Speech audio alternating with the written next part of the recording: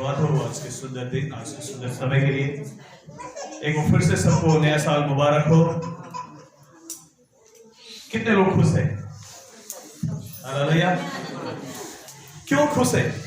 वचन से लिखा है भजन संहिता 118 अध्याय उसका 24 वचन में इस तरह से लिखा है। परमेश्वर का दास दाऊद कहता है, आज वह दिन है जो यहोवा ने बनाया है, हम इसमें मगन और आनंदित हो।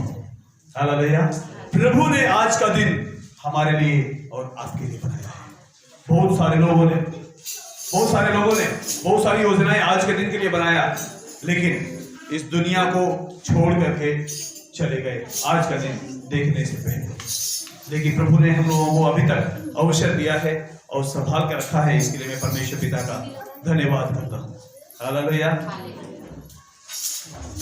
मैं रात में हम लोगों ने कुछ वचनों को देखे थे और उस वचन में से एक वचन को मैं चाहता हूं कि हम सब लोग मिलकर देखें। याकूब की पुस्तक पत्री 4 अध्याय उसका 7 वचन और 10 वचन में इस तरह से लिखा है।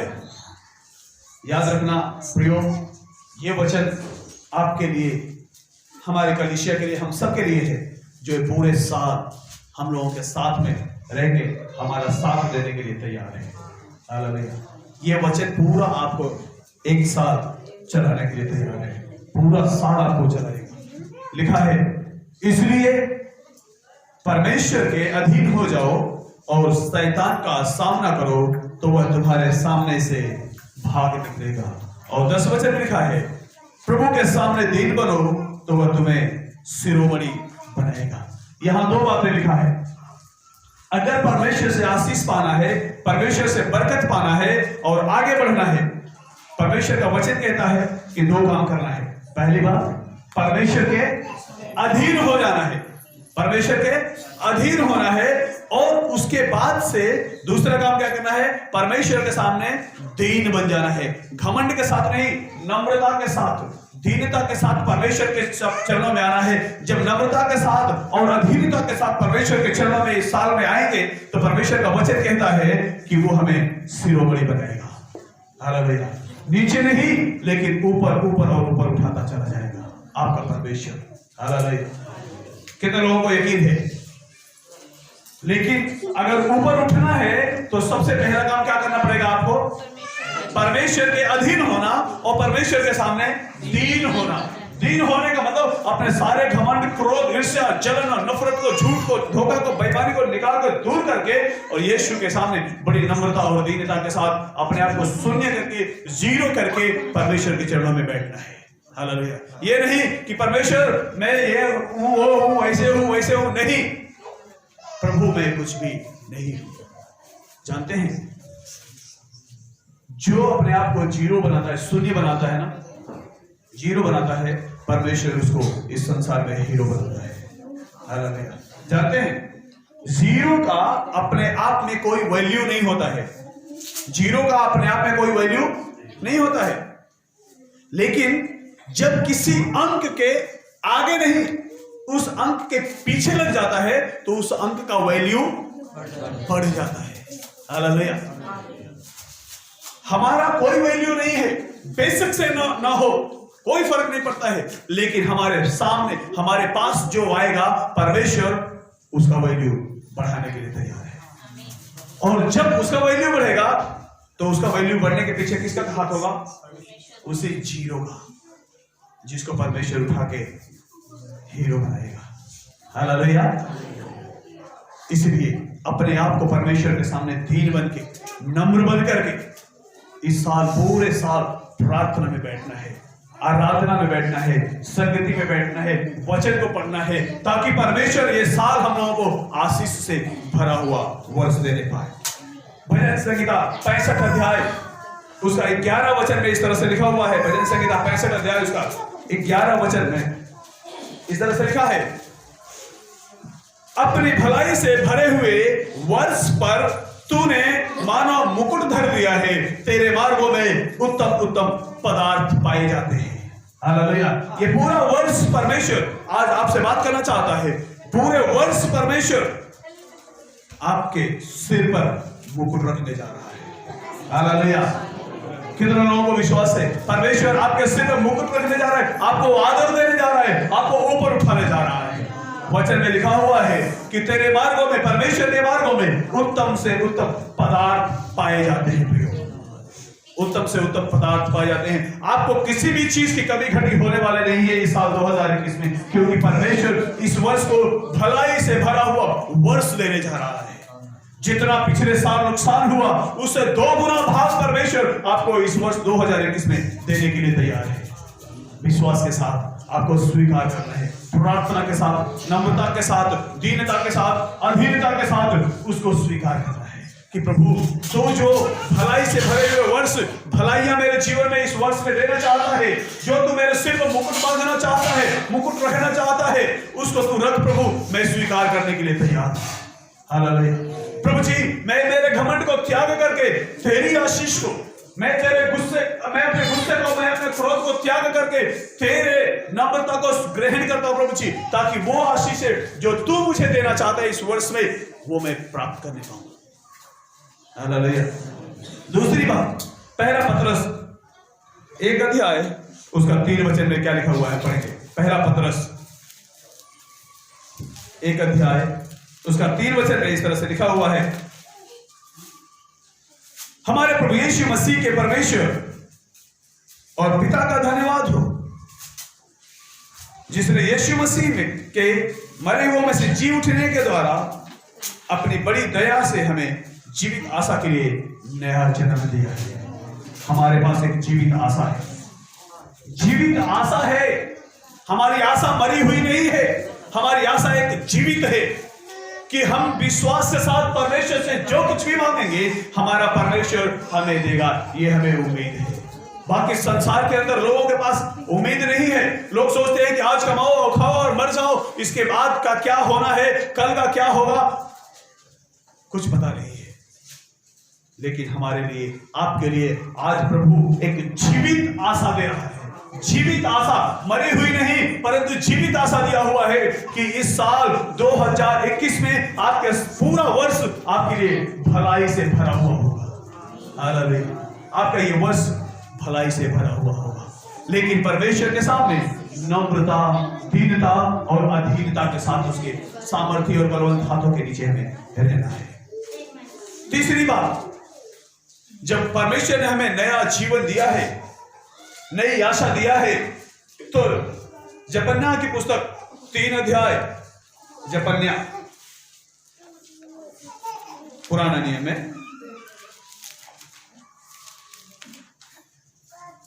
सपन्या 3 अध्याय 17 वचन, सपन्या 3 अध्याय 17 वचन इस तरह से लिखा है, तेरा परमेश्वर यहोवा तेरे बीच में है, वह उद्धार करने में पराक्रमी है, वह तेरे कारण आनंद से मगन होगा। किसके कारण? वचन कहता है कि तेरे कारण आनंद से मगन होगा, वह अपने प्रेम के मारे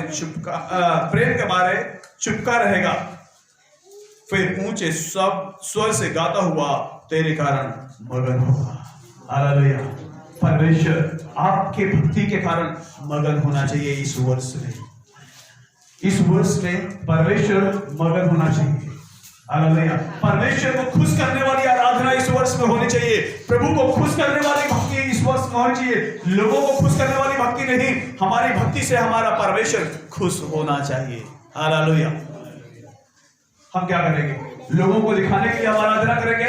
नहीं, हम परमेश्वर को दिखाने के लिए कि प्रभु मैं आपसे प्यार करता हूं, प्रभु मैं आपको अपना पिता मानता हूं, प्रभु मैं आपको अपना स्वामी मानता हूं, प्रभु मैं आपको अपना गुरु मानता हूं, इसलिए अपनी आत्मा से और सच्चाई से मैं आपकी आराधना कर रहा हूं।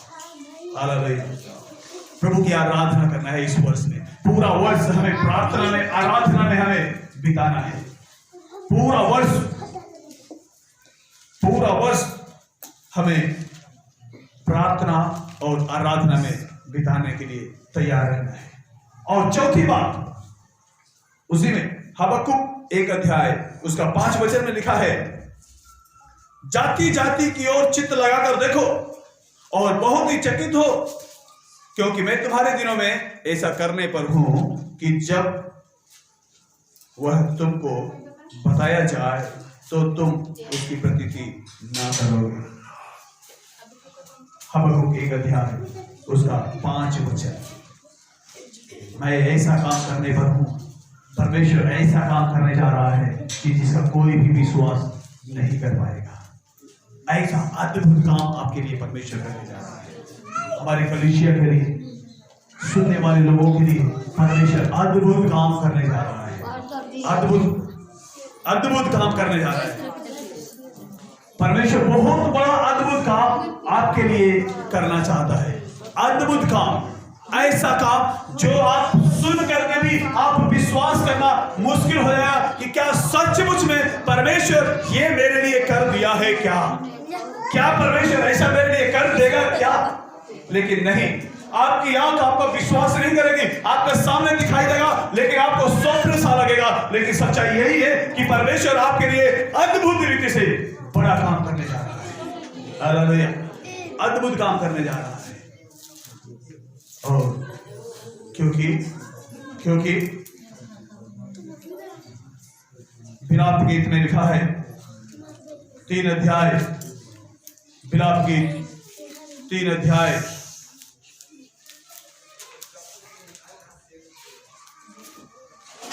विलाप गीत पढ़िए।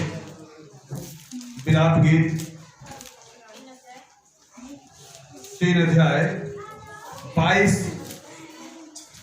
से 25 तक। हम मिट नहीं गए, हाँ, यह यहोवा की महाकरुणा का फल है, हाँ, क्योंकि उसकी दया अमर है।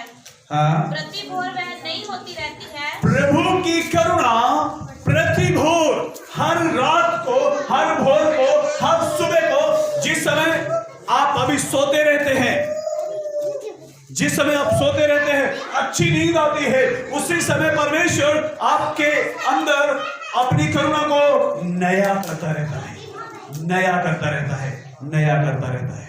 हालेलुया, हर दिन आपके लिए नया परमेश्वर करता है, पुराना नहीं, पुराना नहीं। परमेश्वर जो आपको ताकत देता है, पुरानी ताकत नहीं, हर एक दिन परमेश्वर आपको फ्रेश ताकत देता है, ताजी ताकत देता है। उस समय जब आप सोए रहते हैं, उस समय परमेश्वर आपके जीवन के अंदर से पुरानी चीजों को निकाल करके नया और नया और नया भर देता है। इसलिए जब आप सो के उठते हैं तो हम लोग क्या बोलते हैं कि अब सारी थकावट दूर हो गई है, अब मैं मेरे शरीर में तंदुरुस्त और ताजा महसूस कर रहा हूं, अब मेरे शरीर के अंदर एक नया बल आ चुका है, क्योंकि परमेश्वर ने आपके जीवन को नया कर चुका है। दिन भर आपने जितना काम किया, थक गए, थोड़ी बहुत जो ताकत बची, थोड़ी बहुत ताकत लेके आए, उसके बाद हिम्मत नहीं बची कुछ नया करने के लिए, फिर कल क्या करेंगे। इसलिए जब आप सोते हैं तो परमेश्वर उस पुराने चीजों को निकाल के नया करुणा, नया ताकत भर देता है आपके जीवन के अंदर, और आप फिर दोबारा से ताजा और फ्रेश महसूस करना शुरू कर देते हैं। और फिर वही काम जो आप करते हैं, जो अपनी नौकरी करते हैं, जो काम आप करते हैं, वो काम करना शुरू कर देते हैं। हालेलुया। और आगे, तेरी सच्चाई महान है, क्योंकि परमेश्वर का वचन कहता है, हे परमेश्वर तेरी सच्चाई महान है। और मेरे मन ने कहा यहोवा मेरा भाग है, यहोवा मेरा भाग है। आपका भाग है या नहीं है वो नहीं मालूम, लेकिन वचन कहता है कि परमेश्वर मेरा भाग है। हालेलुया।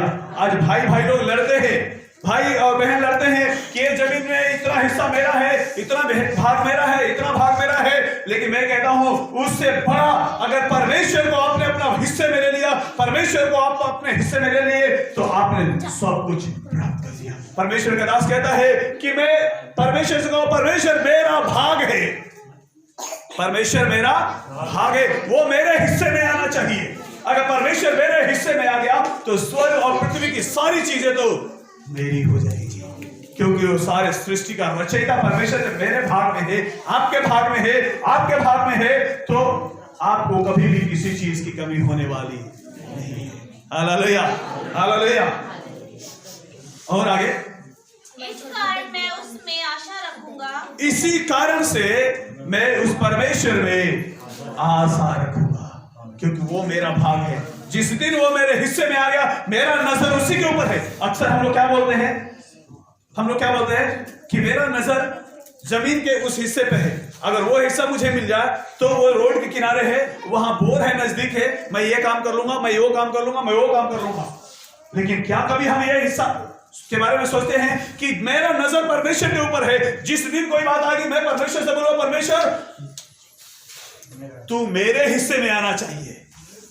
अगर कोई बात हो तो हम लोगों से बोलेंगे, हम हमारे माँ बाप से बोलेंगे कि परमेश्वर मेरे हिस्से में आना चाहिए। पापा मम्मी, मेरा परमेश्वर मेरे हिस्से में ही आना चाहिए, क्योंकि अगर मेरा परमेश्वर मेरे हिस्से में आ गया तो सारी चीजें मेरे पास ही तो आएंगी। हालेलुया। क्योंकि स्वर्ग को बनाने वाला, पृथ्वी को बनाने वाला और इसमें की सारी चीजों को बनाने वाला तो वही है। अगर वो मेरे हिस्से में आ गया तो सब कुछ तो मेरा ही होगा। हालेलुया। फिर वो दूसरे का नहीं होगा। जो परमेश्वर का हिस्से अपने हिस्से में परमेश्वर को छोड़ देगा, नहीं लेगा, उसके हिस्से में नहीं। जिसने परमेश्वर को अपने हिस्से में ले लिया, अपने भाग में ले लिया कि हाँ परमेश्वर मुझे कुछ नहीं चाहिए, सिर्फ तू चाहिए, तू मुझे मिल जाएगा तो मुझे सब कुछ मिल जाएगा। परमेश्वर उसको आशीषों से मालामाल कर देगा। हालेलुया। वो पूरा साल भलाई से भरे हुए वर्ष देगा। सिर्फ एक साल 2021 नहीं, हर साल, साल दर साल आपके लिए भलाई से भरे हुए वर्ष होने वाले हैं। Hallelujah, hallelujah. इसीलिए प्रभु की महिमा, प्रभु की ताजगी, प्रतिभोग, प्रभु का अनुग्रह, प्रतिभोग नया होता रहता है। इसलिए अभी हम लोगों ने भी योजना बनाया है कि हम लोग हर दिन सुबह सारे कलीसिया के लोग एक साथ ऑनलाइन मिल करके हम लोग प्रार्थना करना शुरू करेंगे। हर दिन प्रार्थना करना शुरू करेंगे, इसीलिए कि हर दिन हमारे जीवन में एक नई ताजगी, नया फ्रेशनेस मिलता रहे। परमेश्वर मेरा भाग बन जाए, परमेश्वर मेरा भाग बन जाए। हमारा बिजनेस मेरा भाग बने या ना बने, मेरा घर मेरा भाग बने या ना बने, मेरे बच्चे मेरा भाग बने या ना बने, मेरे बीवी, मेरा पति पत्नी, माँ बाप मेरा भाग बने या ना बने, पूरा मेरा पड़ोसी मेरा भाग बने या ना बने, लेकिन मेरा परमेश्वर तो मेरे भाग में आना ही चाहिए। मेरी उम्मीद यही है, मेरी लालसा यही है कि मेरा परमेश्वर हर वक्त मेरे भाग में ही आना चाहिए। चाहे बाकी कुछ मेरे हिस्से में आए या ना आए, लेकिन मेरा परमेश्वर मेरे हिस्से में आना चाहिए। जब मेरा परमेश्वर मेरे हिस्से में आ जाएगा तो जानते क्या लिखा है? मलाकी 3 अध्याय उसका 6 वचन हम पढ़ेंगे। मलाकी 3 अध्याय, मलाकी की पुस्तक 3 अध्याय उसका 6 वचन में इस तरह से लिखा है, क्योंकि मैं यहोवा बदलता नहीं, इसी कारण हे याकूब की संतान तुम नष्ट नहीं हुए हो। प्रियो, अगर परमेश्वर आपके हिस्से में आ जाएगा तो परमेश्वर कभी बदलने वाला परमेश्वर नहीं है। वो हर दिन नई ताकत देता रहेगा, हर दिन नई से नई आशीषें देता रहेगा, और हम हर दिन आगे और आगे और आगे बढ़ते हुए चले जाएंगे। क्योंकि परमेश्वर का वचन कहता है, उसने जो आपसे और हमसे वायदा किया है वो कभी बदलता नहीं है। हालेलुया। परमेश्वर कभी बदलता नहीं है, इसलिए वो परमेश्वर आपके हक में आना ही चाहिए। जब वो आ जाएगा तो बाकी कुछ मिले या ना मिले, परमेश्वर का वचन कहता है कि मैं कभी बदलने वाला नहीं हूं, इसलिए तुम नष्ट नहीं हुए। हम लोग नष्ट नहीं हुए। प्रभु ने हमने और आपको आशीष देने का वायदा किया है। इस 2021 में आशीष देने के लिए वायदा किया है। इसीलिए साल 2020 में कोरोना आई, महामारी आई, बीमारी आई, बहुत सारे लोगों की नौकरियां चली गई, लेकिन फिर भी परमेश्वर ने क्या किसी को भूखा रहने दिया? क्या किसी को बीमार होकर मरने दिया? नहीं। कष्ट आया, डर सताया कि कहीं ऐसा ना हो कि मुझे भी बीमारी आ जाए। कष्ट आया, दुख, डर आया कि कहीं ऐसा ना हो कि मुझे भी भूखा रहना पड़े। लेकिन क्या कभी ऐसा हुआ? क्या कोई एक दिन भी भूखा रहा? नहीं, क्योंकि परमेश्वर कभी बदलता नहीं है। परमेश्वर कभी बदलता नहीं है, और वो परमेश्वर आपके लिए हर एक संभव इंतजाम करके रखा है। हालेलुया। और वो इसलिए नहीं बदलता है कि वचन में लिखा है, इब्रानियों 13 अध्याय उसका 8 वचन में लिखा है, इब्रानियों की पत्री 13 अध्याय इब्रानियों 13 अध्याय उसका 8 वचन। इब्रानियों 13 अध्याय उसका 8 वचन। यीशु मसीह कल, आज और युगानुयुग एक सा रहने वाला परमेश्वर है। वो कभी बदलने वाला परमेश्वर नहीं है। उसने आपसे एक बार वायदा कर दिया कि मैं तुझे आशीष दूंगा, तो जब तक वो आपको आशीष ना दे दे, जब तक वो आपको भलाई से भरे हुए पूरा वर्ष न संभाल ले, आपको नहीं छोड़ने वाला है। Hallelujah, hallelujah. प्रभु ने आपसे वायदा किया है प्रियो, प्रभु ने आपसे वायदा किया है कि ये साल पूरा भलाई से भरे हुए वर्ष होंगे। परमेश्वर कभी बदलने वाला नहीं है, वो मनुष्य नहीं कि धोखा दे। प्रभु यीशु मसीह इब्रानियों 13:8 में साफ साफ लिखा है, यीशु मसीह कल, आज और युगानुयुग एक सा रहने वाला परमेश्वर है। वो कभी बदलने वाला परमेश्वर नहीं है। और उसने जब एक सा रहने वाला है तो उसने अपने वचन से वायदा किया है कि पूरा वर्ष भलाई से भरे हुए वर्ष होंगे, अनुग्रह से भरा हुआ वर्ष होगा, दया से भरा हुआ वर्ष होगा, चंगाई से भरा हुआ वर्ष होगा, तंदुरुस्ती से भरा हुआ वर्ष होगा, आनंद और खुशियों से भरा हुआ वर्ष होगा। तो परमेश्वर आपको जरूर आशीषों से भरेगा, अनुग्रह से भरेगा, चंगाइयों से भरेगा। अगर आप बीमारी की अवस्था में हैं, परमेश्वर से बोलिए, परमेश्वर तेरे वचन में लिखा है कि यह वर्ष भलाई से भरा हुआ होगा, इसलिए प्रभु मुझे इस वर्ष में ये भलाई कर कि मुझे चंगाई दे दे। अगर आपके पास गरीबी है तो प्रभु से बोले, प्रभु इस वर्ष में तुझे भलाई करने के लिए बोला है, तो ये भलाई कर कि मेरी आर्थिक गरीबी दूर हो जाने पाए, आर्थिक कमजोरियां दूर होने पाए। अगर आपके पास नौकरी नहीं है, प्रभु से बोले, प्रभु आपने भलाई करने का वायदा किया है, इसलिए मेरी प्रार्थना है परमेश्वर मुझे एक अच्छी नौकरी मिलने पाए। अगर आपके पास घर नहीं है तो परमेश्वर से बोले, प्रभु आपने इस वर्ष में भलाई से भरा हुआ वर्ष होने के लिए बोला है, प्रभु इस वर्ष में आप मुझे एक घर देने के लिए मदद करें। प्रभु जी, प्रभु से बोलना शुरू कीजिए, परमेश्वर आपको देने के लिए तैयार है। प्रभु को याद दिलाइए इस वचन को, भजन संहिता 65 अध्याय है उसका 11 वचन को बोलना शुरू कीजिए। लेकिन याद रखिए, बोलने से पहले परमेश्वर के सामने अधीन हो जाइए, नम्रता के साथ आ जाइए और शैतान को खुरद दीजिए, शैतान मैं परमेश्वर के हाथों के नीचे अधीन हो चुका हूँ, परमेश्वर के सामने नम्र और दीन हो चुका हूँ, इसलिए मेरे सामने से भाग जा। मेरा परमेश्वर मुझे आशीष देने जा रहा है, मेरा परमेश्वर मुझे आशीष देने जा रहा है। अब तू रोक नहीं सकता है। आज तक 2020 में तूने बहुत कोशिश किया रोकने के लिए, लेकिन 2021 तेरा नहीं मेरा है, 2021 मेरा है, मेरे प्रभु ने मुझे दिया है। 2021 का आज पहला दिन प्रभु ने मुझे दिया है, प्रभु ने मुझे दिया है, इसलिए यह दिन मेरा है। परमेश्वर ने आज का दिन मेरे लिए बना के दिया है, जिसमें मैं आनंदित होऊंगा, मैं मगन होऊंगा। मेरी सारी बीमारी, सारी गरीबी, सारी तकलीफें, सारी परेशानियां मैं यीशु के हाथ में सौंप के मैं अपने आप को आजाद करता हूं। मेरा परमेश्वर यीशु मसीह आज कल और युगानुयुग एक सा रहने वाला है। उसने कहा है कि ये वर्ष भलाई से भरे हुए होंगे, इसलिए मेरे लिए भलाई करने जा रहा है मेरा परमेश्वर। मेरा परमेश्वर मेरे लिए भलाई करने जा रहा है, मेरा परमेश्वर मेरे लिए भलाई करने जा रहा है। प्रियो, आइए प्रार्थना करें यीशु के नाम में। प्रभु जी, तूने भलाई से भरे हुए वर्ष देने के लिए वायदा किया है, इसके लिए धन्यवाद।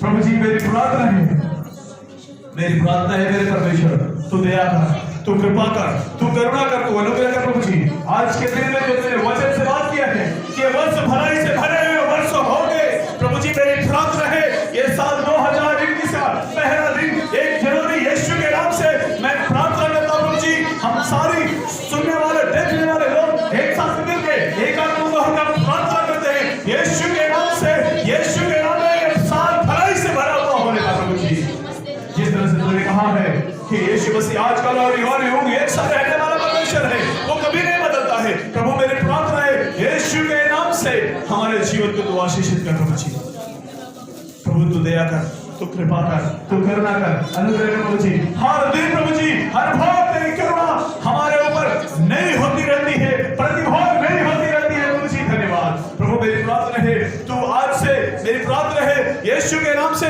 तू हमारे जीवन को, प्रभु हमारे आशीषों को प्रतिभाग तू नया करता रहे। प्रभु जी, ताकि हम हर दिन नई ताकत पाते हुए, कभी ना बदलने वाले परमेश्वर का अनुग्रह प्राप्त करते हुए हर दिन आगे और आगे और आगे बढ़ते चले जाते हैं प्रभु जी। दया करें, कृपा करें, करुणा करें, अनुग्रह करें। धन्यवाद देते हैं, सारी आदर महिमा आपको देते हुए प्रार्थना यीशु के नाम से मांगते सुनते हैं, ग्रहण कर प्रभु जी। आमीन आमीन आमीन। सबको जय मसीह की, प्रभु सबको आशीष दे।